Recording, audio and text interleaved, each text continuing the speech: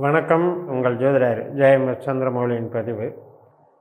தனுசு லக்ன அன்பர்களுக்கு புதன் தனுசு ராசியில் போகக்கூடியதை பற்றி இந்த பதிவு. நவம்பர் 27லேருந்து ஜனவரி 30 வரைக்குமே தனுசு ராசியில் போக போகிறார் 3 நட்சத்திரத்தில். இதில் இடையில வக்ரகதி ஆகிறாரு. முதல்ல கேது நட்சத்திரம், அதுக்கப்புறம் சுக்கிரனுடைய பூராட நட்சத்திரத்துக்கு போயிட்டு வக்ரகதியில் மறுபடியும் கேது நட்சத்திரத்துக்கு மறுபடியும் விருச்சிக ராசியில் ஒரு 28 டிசம்பர் அன்னைக்கு விருச்சிக ராசிக்கு வந்துட்டு மறுபடிக்கும் ஜனவரி 3ஆம் தேதி வக்ர நிவர்த்தி ஆகிறாரு.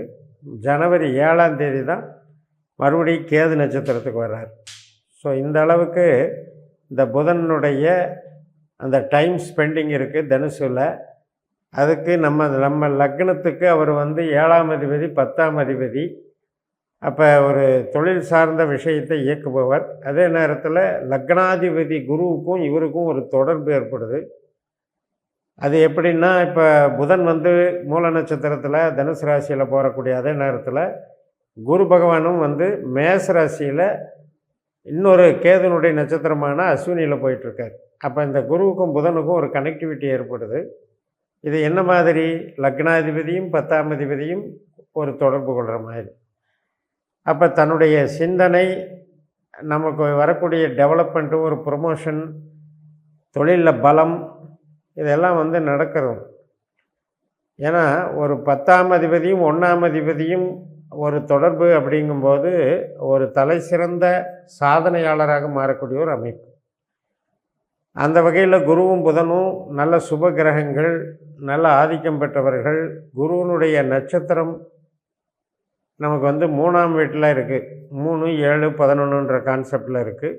புதனுடைய நட்சத்திரம் 4, 8, 12ங்கிற கான்செப்டில் இருக்குது. பட் புதன் கேது மாதிரி வேலை செய்ய போகிறாரு, சுக்கிரன் மாதிரி வேலை செய்ய போகிறாரு. கேது நமக்கு இப்போ 10ஆம் வீட்டில் போயிட்டுருக்கிறதுனால நம்மளை ஓரளவுக்கு நம்ம எடுக்கக்கூடிய நடவடிக்கைகள், நம்ம தொடங்கக்கூடிய காரியங்கள் எல்லாம் வெற்றிகளை கொடுப்பார்.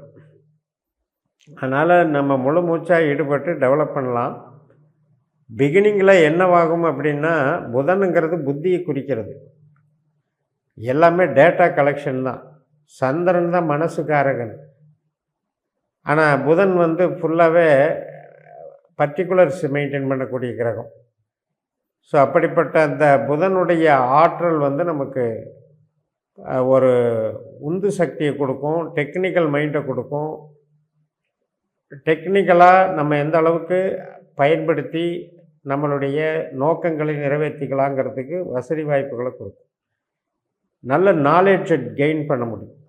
இந்த குருவுக்கும் புதனுக்கும் உள்ள தொடர்பு தனித்திறமையை வளர்க்கக்கூடியதாக இருக்கும்.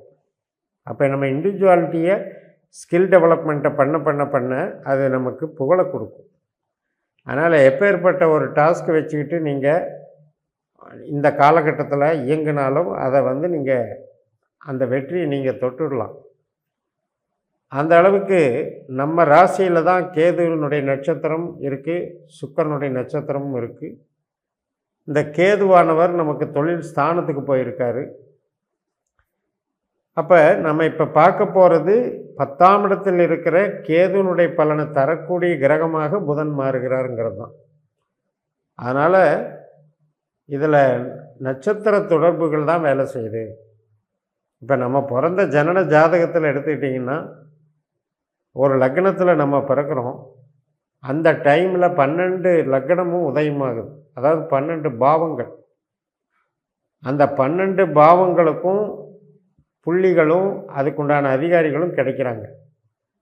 அப்போ நாம் தோராயமாக லக்னம்னு எடுத்து பார்க்குறத விட, நம்ம லக்ன புள்ளி என்ன, நம்ம லக்ன நட்சத்திரம் உபநட்சத்திரம் என்ன, இந்த வரிசையில் 12 பாவங்களே அலசி ஆராயும் போது கொடுப்பினை தெரிய வரும். இந்த 12 பாவங்களும் என்ன பொட்டன்ஷியலில் இருக்குது, பணவரவு, சர்வீஸு, தொழில், இந்த 2, 6, 10 என்ன பொட்டன்ஷியலில் இருக்குது, ஆரோக்கியம், இறையருள், கலைகள், இன்பம், மகிழ்ச்சி, உறவுகள், இதெல்லாம் 1, 3, 5, 7, 9, 11. இந்த பொட்டன்ஷியல் எப்படி இருக்குது, இது எல்லாமே நம்ம பிறந்த நேரத்தில் நிர்ணயிக்கப்படுகிறது. பட் அதை நடத்தி கொடுக்குறவர் வந்து திசா புத்தி அந்தரம் வழியாகத்தான் நடத்தி கொடுப்பார்.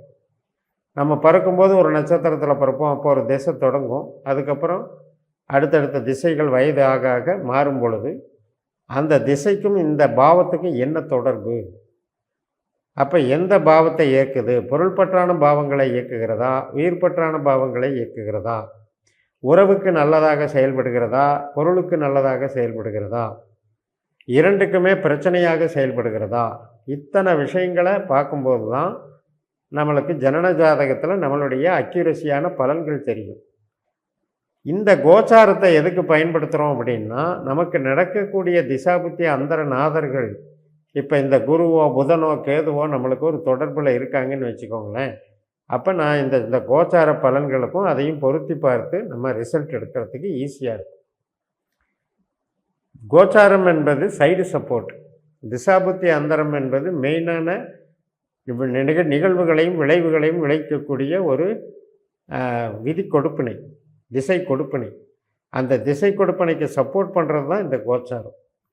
அப்போ 10ஆம் அதிபதியும் லக்னாதிபதியும் ஒரு தொடர்பில் வந்து 1ஆம் பாவம் 5ஆம் பாவம் என்று நிற்கக்கூடிய வகையில் இந்த காலகட்டத்தை நீங்கள் சிறப்பாக பயன்படுத்திக்கோங்க. உங்களுடைய ஜனன ஜாதகத்தில் புதனானவர் 8ஆம் பாவ 12ஆம் பாவ அதிகாரியாக இருக்காங்களான்னு பார்த்துட்டு இந்த மாதிரி முயற்சிகள், புது முயற்சிகளில் இறங்குங்க. 8ஆம் பாவ 12ஆம் பாவ திசாபுத்தி அந்தரங்கள் கெடுதல் செய்யுங்கிறது ஜென்ரலாக விதி. அப்போ அந்த கொடுப்பினைகளை நம்ம வந்து நம்மளுடைய ஜனன ஜாதகத்தை நம்மளுடைய இந்த லேட்டஸ்ட்டு நட்சத்திர சூத்திர முறைப்படி கணித்து நீங்கள் ரெடி பண்ணி பார்த்துக்கணும். பார்த்துக்கிட்டிங்கன்னா இந்த டேலி பண்ணுறதுக்கு ஈஸியாக இருக்கும். அதே போலத்தான் ஒவ்வொரு ராசியிலையும் கிரகங்கள் பயணிக்கும் போது நட்சத்திரத்தின் வழியாக பயணிக்கின்றன. அப்போ அந்த நட்சத்திரங்கள்கிட்ட தான் நம்மளுடைய விதி கொடுப்பனை அமைந்திருக்கிறது. இப்போ தனுசில் இருக்கிற மூல நட்சத்திரம் என்பது கேதுவை குறிக்கக்கூடியது. 5ஆம் இடத்துல மேஷராசியில் இருக்கக்கூடிய அஸ்வினி நட்சத்திரமும் கேதுவை குறிக்கக்கூடியது. 9ஆம் இடமான சிம்ம ராசியில் இருக்கக்கூடிய மக நட்சத்திரமும் கேதுவை குறிக்கக்கூடியது. அதே மாதிரி தான் சுக்கிர நட்சத்திரம், சூரிய நட்சத்திரம். அப்போ இந்த 1, 5, 9 அப்படிங்கிற கான்செப்டு அது கேதுவாகவும் சுக்கிரனாகவும் சூரியனாகவும் தனுசு லக்னக்காரர்களுக்கு அமைந்து விடுகிறது. இந்த மூன்றும் வந்து இணைந்தே செயல்படும். அப்போ இது எதுக்கு சாத்தியப்படும் அப்படின்னா, நம்மளுடைய பொட்டன்ஷியல், வில் பவரு, நம்ம வந்து என்ன ஒரு திறமை வச்சிருக்கிறோம், நமக்குண்டான ஈடுபாடு எதில் இருக்கும், இதையெல்லாம் தெரிவிக்கிற நட்சத்திரங்கள் தான் இவை, இந்த கேது, சுக்கிரன், சூரியன். அப்போ நம்ம பிறந்த ஜன்ம ஜாதகத்தில் இந்த நட்சத்திர நாதர்கள் எப்படி இருக்குன்னு பார்க்குறதும் ஒரு மெத்தடு. இன்னும் டெப்த்தாக போய் உபநட்சத்திரங்களை பார்க்கும்போது இன்னும் வந்து அது துல்லிதமான பலன்களை கொடுக்கும். லக்ன உபநட்சத்திரம் அப்படிங்கிறது உங்கள் சிந்தனையை குறிக்கும். அப்போ 5ஆம் இடம் உபநட்சத்திரம், 9ஆம் இடம் உபநட்சத்திரம், இதெல்லாம் வந்து ஆரோக்கியத்தை குறிக்கும்.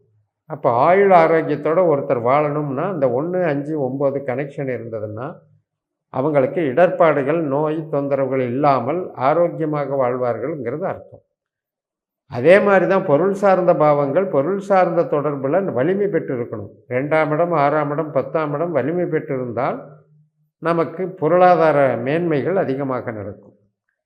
அதே நேரத்தில் அதுக்கு தகுந்த திசைகளும் அங்கே நடக்கணும். அப்போ பாவங்கள் 12ஐயும் புரிஞ்சுக்கிறதுக்கு நான் 3, 12ன்னு பிரிச்சுக்க வேண்டியது தான். 1, 5, 9, 2, 6, 10, 3, 7, 11, 4, 8, 12 இவ்வளோதான் 12 கட்டத்துக்கு உண்டான லிங்க். இதில் நமக்கு உபநட்சத்திர ரீதியாக எந்தெந்த கிரகங்கள் எந்த வேலைகளை செய்கிறது என்று பார்த்து பயனடைங்கள் என்று கூறி நிறைவு செய்கிறேன். இந்த சேனலை சப்ஸ்கிரைப் பண்ணி ஷேர் பண்ணுங்கள். உங்கள் தனிப்பட்ட ஜாதக பலாபலன்களை என்னுடைய வாட்ஸ்அப் நம்பரில் தொடர்பு கொண்டு பலன் பெறுங்கள். உங்களிடமிருந்து விடைபெறுகிறேன். உங்கள் ஜெயமஸ். நன்றி, வணக்கம்.